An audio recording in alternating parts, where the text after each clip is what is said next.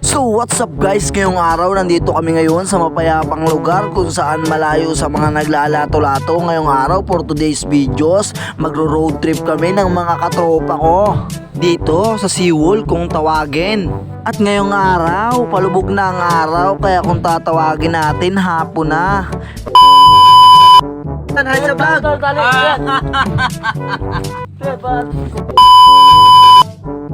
At dahil nga nakalis na kami, magsisimula na kaming mag-road trip sa tubig. At ngayon nga sobrang takot na takot kami dahil babangga nga kami sa puno ng kawayan. Buti na lang naiwas.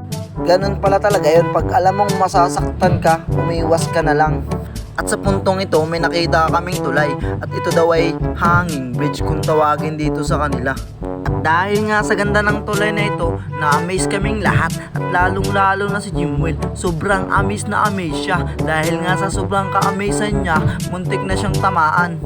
At dahil nga tinamaan nga pala siya, ipinapangako na daw niya na hindi na daw siya tatamaan sa iba. Ay, abangan ng part 2, love story ni Jimwell.